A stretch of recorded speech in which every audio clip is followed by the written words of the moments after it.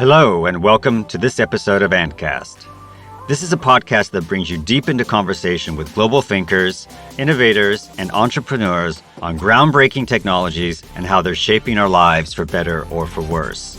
I'm your host, R.T. Warfield, coming to you from London. In this episode of AntKast, we're talking about the sports industry and the recent development of sports NFTs with technology and media industry expert Paul Lee. Paul is a partner at Deloitte and their global head of research for technology, media, and telecommunications, or TMT for short. In the past year, we've seen NFTs, short for non-fungible tokens, making headlines everywhere. This technology is also creating huge value for sports leagues, teams, and players as they create limited digital copies of memorable moments in sport on the blockchain into NFTs. Today, we have Paul to share with us from an industry standpoint what this innovation offers and other exciting developments in the wider TMT market. Welcome to AntKast, Paul. It's great to be here with you. Thank you for the invitation. Thank you. So besides what I mentioned in the brief intro, Paul, could you tell us a little bit more about yourself and what specific areas you focus on in your research? Yes, of course. So I'm part of a team within Deloitte, which is dedicated to understanding what's happening in the technology, media, and telecoms market. So I've been doing this role for about 21 years now. And it's quite unusual in professional services to have someone full-time and a partner doing research. But the rationale for this is that the market is so complex with so many moving parts that you can only do this on a full-time basis. So trying to understand all the different elements of tech, media, and telecoms, all the enablers and all the constraints and the opportunities like sports and NFTs. So in case you or our listeners are wondering why AntKast is doing a sports episode, I want to give a little bit of context. So Ant Group has always been interested in sports, and we have been supporting many sports ventures, including an 8-year partnership with UEFA, as well as our sponsorship of China's women's football. And, we're also passionate about blockchain technology. So tell me, Paul, are you a sports fan yourself? I'm a sports fan. I'm not a fervent sports fan, but certainly there are people within my family who are massive sports fans, particularly for football or soccer, depending on which part of the world that you're in. And do you play any sports yourself, or have you? I wish I played more sports. So what I enjoy doing for sports is largely cycling, but it's not on a sporty basis. It's more on a recreational basis and trying to counteract my pandemic paunch that have grown over the last couple of years during the lockdown. You mentioned football. Do you support a football club, or if you want to say? So within our family, so my wife's from Barcelona, so Barcelona Football Club is heavily followed. And also there's a link there to Manchester City because the former manager and player, Guardiola, is at Manchester City. So that's kind of the UK affiliation. But following football is fantastic because it's the most important thing in the world and also the least important thing in the world. So it offers the best of both. That's the perfect way of describing it. So we know that you look closely at the digitalization of the sports industry. Mm-hmm. So could you tell us some of the big trends that you've seen over the past few years? Yeah, I mean, the past 2 years have been turbulent because of COVID and because of lockdowns. And there have been lots of experiments in the sports field because of COVID. And one of the really interesting experiments that was happening probably exactly 2 years ago was the attempt to see whether you could use virtualized versions of sports. So there were virtualized versions of horse races using AI to try and simulate what the outcome would be between horses from different generations. And also there were car races, things like Formula One, which are also taking place using simulators and real drivers. And what I found fascinating about that was, there was a lot of interest in the idea of it. But as soon as the real events came back, that's when the interest really rebounded. So what that said to me is that there is a really large interest in actual real events. And the human psyche is such that you've got to have this foundation of actual events, but then you can place a lot of different formats around it. So people want to have clips, they want to have the full race. The real diehard fans want to have the interviews, and you can use digital genres to distribute that. But at the core, it's a real life event. Right. So do you think COVID, people were deprived of live sports, and now they want to really go back and see them in person? But do you think COVID had a huge impact, in some of these other digital developments?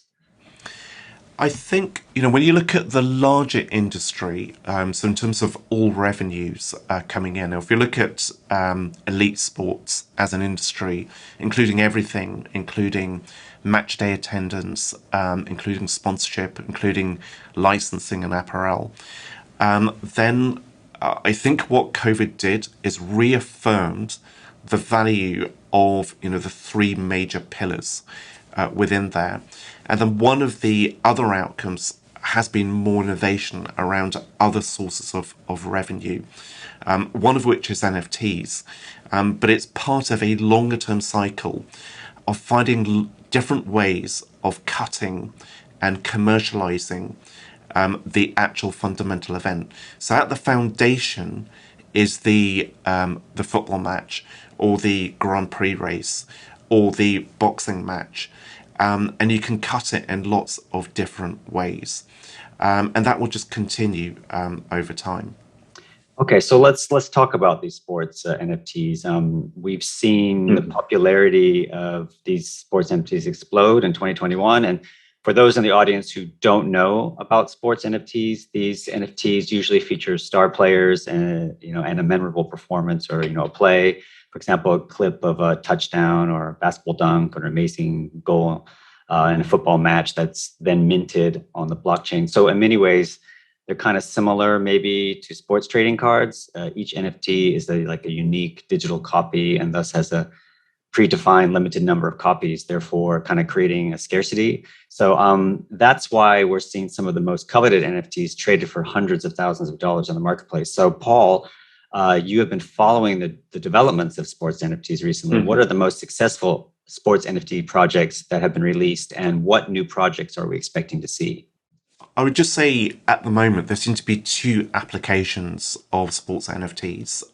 One of them is collecting, which you've referred to, and the other is speculation.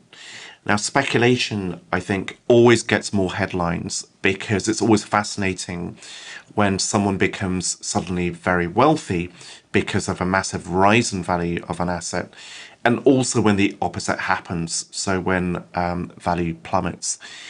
Speculation is always fascinating, but what I think is a lot more enduring is mass market, mainstream collection.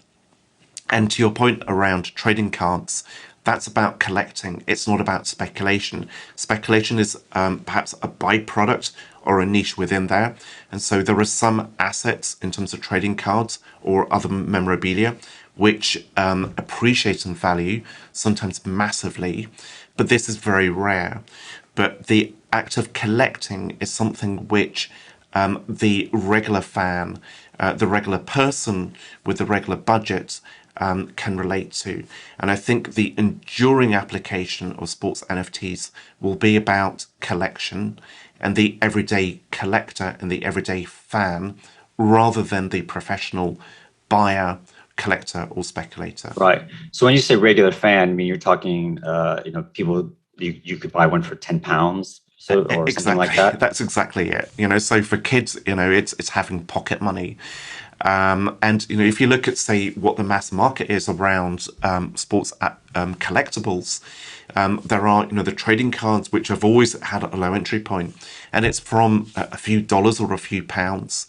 So it's similar to what you'd pay if you're buying something physical. And then like another level would be clothing or scarves, and that might be, say, tens of dollars or pounds or whatever. And sometimes some of these things become really, really valuable. But it's it's a minority of cases. But when you have tens of millions of fans paying a few dollars, it's a significant market, but also I think it's an enduring market versus a few people paying hundreds of thousands of dollars for a particular asset. Yeah, I mean, isn't it also a way for the clubs or the sporting teams to engage with the fans? It's another form of engagement as well. Yeah, it's another form of engagement. And, if we think about our lives, so they are steadily becoming more digital, but with a physical anchor. I think the physical anchor never shifts. But in terms of how we buy things, and, Ant will know this particularly well, so a lot more of it is going to the smartphone as a ultimate universal remote control and also repository. But also we show things off on our smartphones. And it doesn't seem that long ago when it was a fascinating activity when people took photographs of food and displayed it on their smartphones and shared it via their smartphones. And NFTs are an evolution of that behavior of capturing content and displaying content and sharing it via smartphones. And I think a lot of the underlying driver of sports NFTs is the smartphone, and the smartphone as a repository and as a display. Right. So it's another form of engagement, and it's also like another revenue stream, right? Yeah, it's another revenue stream. And if you look back at the last 20, 30 years, the revenue streams have been growing in type. So there's been the televised version of an event and also the live event for decades. And in the last 20 years, you've had, because of digital transformation, the ability also to offer for sale like short clips, like 30-second clips. You've also had the ability to separate out the rights between straightforward broadcast, but also online broadcast, as well as the split between live broadcast and catch up and highlights. And what's just basically happening is NFTs are another genre, another way of cutting that content and generating additional revenue. But what's a little bit different about NFTs, because they're basically wrapped around a contract known as a smart contract. And within that, you can stipulate if there is to be a commission on future sales that flows back to the originator of that NFT. So if you had a club which created an NFT and it's got traded, then every time it got traded, you could have, say, 5% or whatever was in that contract of the value of that transaction flowing back to the club. So you've got this perpetual, depending on the contract, revenue stream. And I think that's very valuable for clubs because lots of revenue streams are for a limited duration. So like shirt sponsorship, for example, would be limited. So this is a good long-term revenue stream, and sports entities value that. Yeah, right. So we did a podcast on the art world and NFTs, and talking about a artist sells a painting and then it goes up in value, and then the person that last bought it gets the profit, not the artist, right? But with NFTs, you can put it in the contract, as you're saying, right? So it's a constant revenue stream to, and whatever the amount is in the contract that's on the blockchain. So yeah, as you say, it's perpetual revenue stream. Yeah, it's very interesting. So how large is this market in sports NFTs currently? Do you know? Yeah, I would say it's still in its infancy right now. So in terms of sizing it, you can look at the volume of transactions made, and we expect for this year it will be in the billions. And I don't want to be too specific because a lot of it depends on how the economy evolves, the challenges to cost of living, and also the availability of easy to acquire NFTs. And again, I think at the moment you've got like two categories of an NFT. There are some NFTs which put a lot of complexity onto the buyer and require you to set up separate wallets to own the NFTs in. But I think the mass market approach requires making acquiring and trading an NFT as easy as buying a song off a mainstream service, and then replaying it on your phone. So ease of use is fundamental to the growth of the market.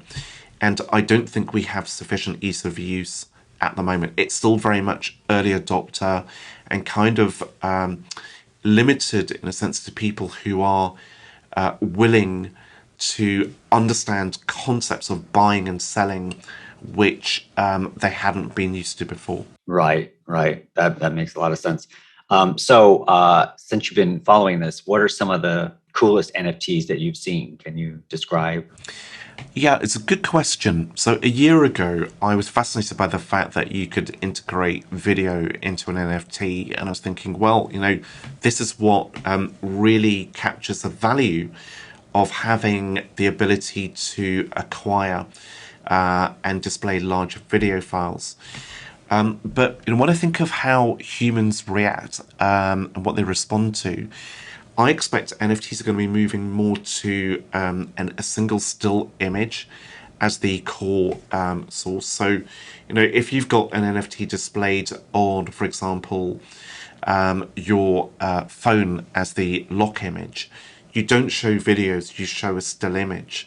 And I think it's very easy to fall in love with the complexity of the technology versus what humans actually want to do. And kind of counterintuitively, I think the coolest NFTs will simply be a iteration of the images that we use to capture iconic sports moments. So it will be images that emerge. Now that's not very high tech, but I expect that's what will happen. And it will be higher and higher resolution images versus videos. But a year ago would have gone, like, the more complex it is, the cooler it is. But now I actually think the simpler it is, the more commercial and appealing, and the greater utility that will be derived from it. Right. So that makes me wonder about how the rights usage part works. Like I'm not quite clear. So like you're talking about still image, right? So does the player have to sign off on it, and the team, and the who took the photo? Like how does that work? Like is there a rights? Yep. That's a really good question. And I mean, rights vary by country, by league, and by sport. So if we want to go for the ultimate complexity, so if we have, for example, a football match, and I'm using like the European version of football versus the US version of football, which I don't understand well enough to be able to use as an example. Right. Yeah. So, if we think of image rights, so when it comes to, let's say, someone scoring a goal, so there'll be image rights which are owned by the player. There'll be image rights which are owned by the entity which captured that particular image, so the camera operator and that person's employer. There are image rights which are owned by the club, and there are image rights which are owned by the league. So in some markets, so for example the US, then the ownership is a lot clearer, and I think that's one advantage for that market. In Europe, the image rights are a lot less clearly defined, and until those image rights are apportioned and understood, then the market won't attain its full potential. Now, that may feel like a real challenge to the market, but it's worth remembering that when the market emerged for, say, showing video clips and highlights, nobody knew who owned those rights. But because it was in everyone's interest to agree an apportionment, that's become something which is better understood now. But we still need to go through the kind of pain of assigning and allocating different shares of rights. And so that's one hurdle to go through. And I think you need to be doing NFTs for the mass market at a league level to enable collections to build up, because you don't want to have partial solutions. You don't even want to have, say, in the English Premier League, there are 20 teams, and 10 out of 20 isn't good enough. or even 15 out of 20 isn't good enough if you don't have three of the Big Six teams in the English Premier League. So you need to have the entire league, and all of that requires negotiation. Right.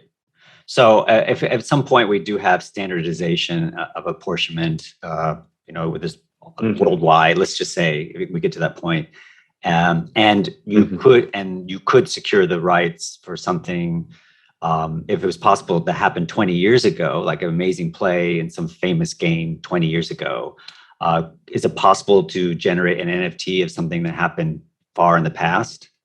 Yeah, I'd say without a doubt. One of the great things is there have been lots of historical, fantastic moments, iconic moments. Also, even if those images were captured in, let's say, standard resolution, it's possible to remaster those files and to recreate them in much higher resolution with better colors. And this is something which is happening, say, even for Beatles tracks being remastered in spatial audio from the original analog tapes which were created over 50 years ago. So you've got that ability to remaster legacy content. So you've got this trove of iconic moments which could be reconverted into content that could be sold, traded, nurtured as NFTs. Right. So if a sports league or franchise have a sizable following fan base and they plan to monetize through blockchain technology and NFTs, so what are the steps and the logistical infrastructure needed to enable a successful release of that NFT? Yeah, so the core thing is to have a really great world-class user interface. So any friction is going to reduce the size of the addressable market. And at the moment, I would say there is a lot of friction in terms of user interfaces for most of the NFTs which are available out there. So it's something which a niche can engage with. And that happens, a lot with any form of digitalization of technology. I recall back in the 90s how hard it was to do digital music tracks unless you had the time to work out how to control different MP3s versus where we are now in terms of ease of use. So ease of use is absolutely fundamental. Right. Makes a lot of sense.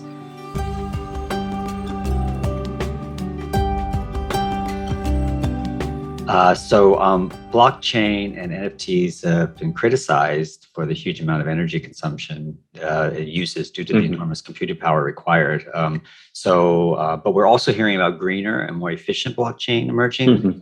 So what are the cleaner or greener blockchains out there today, and how do they do it differently from the others? Yeah, I think it's worth bearing in mind in terms of what the blockchain is fundamentally. It is a vast ledger or spreadsheet. It's a record which ideally should be absolute. So without the ability for any individual or any entity to corrupt it or to change it. And the way in which blockchains have worked historically is via a process of proof of work, which, as you say, is all about energy intensity and rising energy intensity.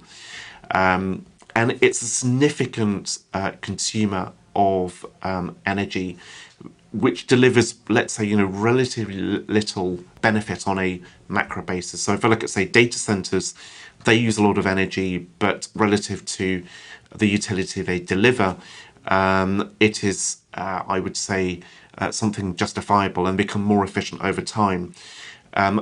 Proof of work becomes less efficient over time, which is the wrong trend. So what we're moving to is blockchains which rely on proof of stake. So this is something which doesn't require arrays of processing units to generate coins, but is a much simpler process in terms of energy usage, and it's much greener. So some of the NFTs which are out there at the moment are using blockchains which are based on proof of stake. And for the market to really grow, you have to have proof of stake, and you also have to have the ability to cope with large numbers of transactions happening simultaneously, which is another constraint on some blockchains at the moment. That's really interesting. As we see that digitalization has provided a new and rapidly growing revenue stream for the sports industry, what lessons do you think sports NFTs can offer other media and entertainment players? I think what essentially NFTs are doing. If we think about the history of what technology has done to media, it's enabled replication of content with ever greater fidelity. Even if you go back to the Middle Ages and the invention of the printing press, that was about the ability to replicate the written word without requiring handwriting. And this was a revolution in Europe in over 500 years ago, probably in other civilizations that happened even before. But each time, the changes were really fundamental. And if I think of the last 100 years, things like the photocopier or the digital camera or even the screenshot, enable replication to happen even, ever more readily. So what the NFT is doing is kind of reversing that, and it's retrofitting scarcity onto a piece of digital content. And the reason why that matters is it enables more value to be created from a particular piece of content. And I think the underlying message around this is, there are always more ways to generate revenue from the underlying product. Which is a content, the underlying contest. So be it the football match or the boxing match or the swimming race or whatever. So when you've got that physical, fundamental event, there are lots of ways to generate revenue from that using digital means, and NFTs are just part of that path. Right, right. So I know that video games is where the concept of digital assets was first pioneered, but NFTs are fundamentally different from those in-game items, and skins. And we're seeing some new online games where in-game items are actually minted on the blockchain. But what are the bigger game studios' attitudes and approaches to NFTs? And are we expecting to see NFTs integrated into the bigger video game titles? Yeah, I think it's a really good question. So digital assets have become very, very popular, have become mass market, have become familiar via mobile games and more recently some console games and PC games. And, it's a bit of a stretch for us to imagine that digital first content can become valuable, can become tradable. But I think a lot of consumers have become familiar with that. In the same way also, if we think about music tracks, now we're at the phase where music is recorded digitally and shared digitally and stored digitally. So music, I would say, is even a predecessor to that behavior. In terms of video games and NFTs, I do expect, for example, the sort of placing of, say, some of the skins that a character or an avatar may wear into a blockchain and turn into an NFT is something which will happen.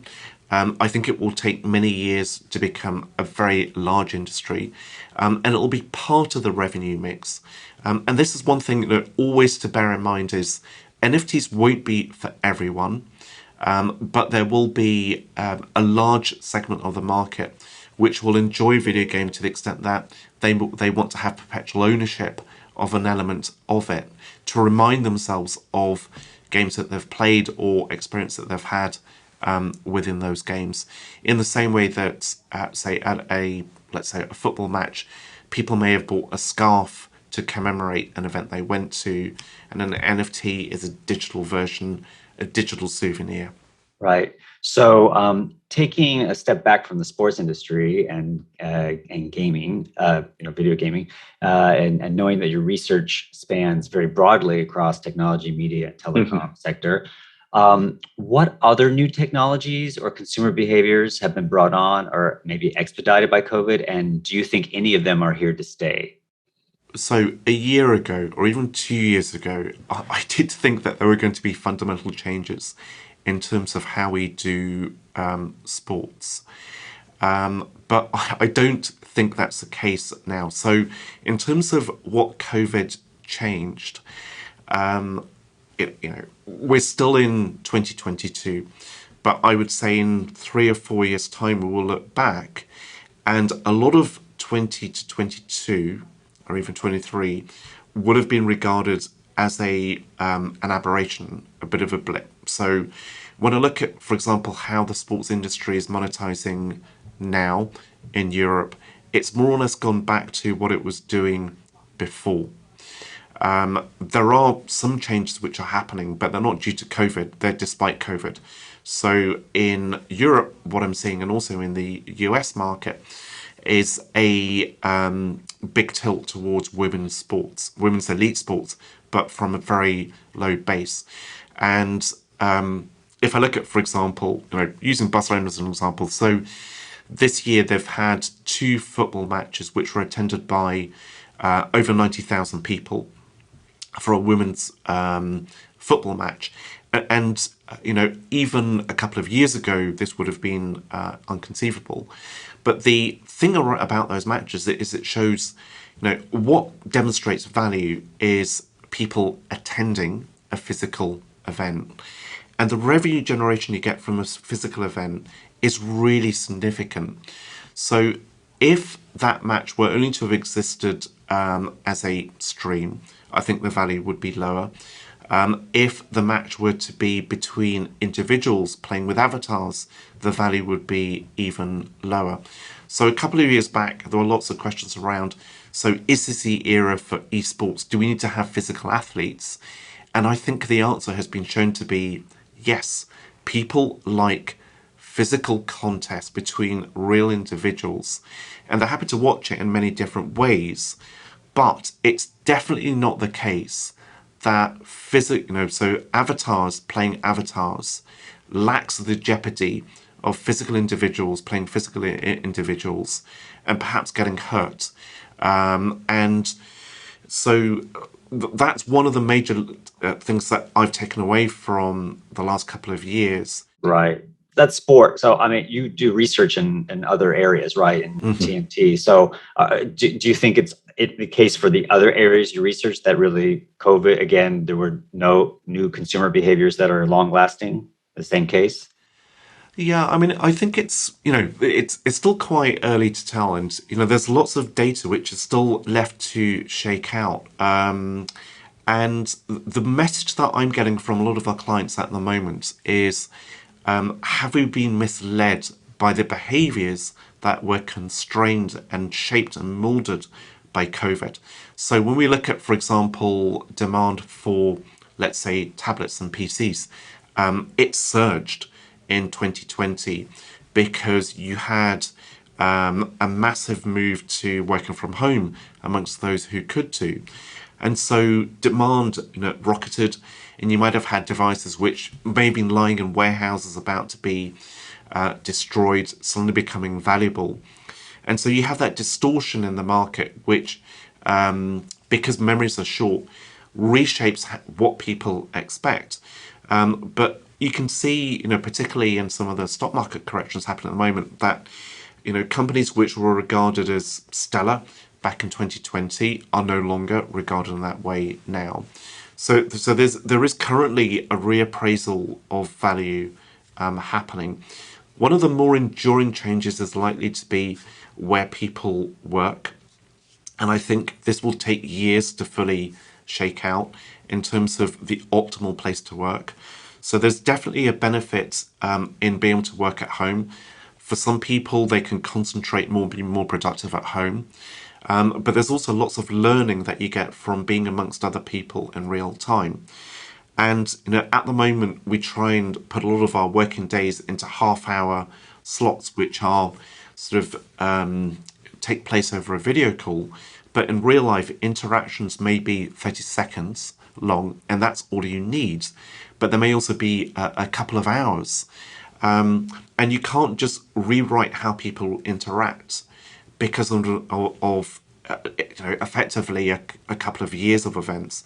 And probably it's even a year within those 2 years where people have been forced to work from home if they can do. And then, one other element, which is common to every country in the world, is people have, for millennia, bonded over food, right? And it sounds a little bit weird to think about that, but, people become confident with each other and perhaps work better because of relationships that have created partly via the prism of bonding over food. And I've had meetings, in lots of countries around the world, and people still go, we met at that time over that meal where we ate that specific dish or whatever.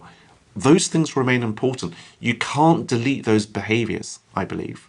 So, networking, or the network that we have, is fundamental to the value, I think, that we have, the knowledge that we can accrue, the knowledge that we can iterate. And so that's why at the moment I'm not sure exactly how much of COVID and what we learned from that was for that point in time versus being enduring. It's very interesting. Until just talking with you today, I hadn't really thought about a lot of these concepts, especially the enduring part. Yeah, because there was assumption that everything changed, right? And I think we're going back to our set point, right? How humans are. Yeah, I mean, you look at lots of conferences are happening again in person, and a common thing I hear from people meeting at events is, it's a really great way to exchange points of view by meeting in person, because effectively you're in a pool of, let's say, 50 people, all of you having different specializations, and sometimes the conversation you need to have with them is a minute long, and sometimes it needs to be a lot longer, but you don't get that. There is no online equivalent of that kind of meeting. There isn't. It's very different, and we can pretend that we can do everything via the prism of an online rectangle, but we can't. And also it's the case that the technology to enable things to happen in a hybrid way, we're still away from there. So, I'd want to be able to have really large video screens to be able to see people in real life, because people express themselves not just in terms of their heads and their shoulders, which is what you get on a video call, but through their entire body. And sometimes the head and the torsos may not give the genuine expression of how somebody is feeling. And particularly, say, when you're managing people, you want to be able to read them via their entirety of how they're communicating, and it's not just the words that they're saying. All right, that was great conversation, Paul. Thanks for joining us on AntKast. Thank you very much for having me. That was Deloitte technology and media industry expert Paul Lee. That's it for this episode of AntKast. To make sure not to miss a single episode, please subscribe on iTunes or Spotify, or wherever you get your podcasts. I'm RT Warfield, coming to you from London. Thank you for listening. Bye for now.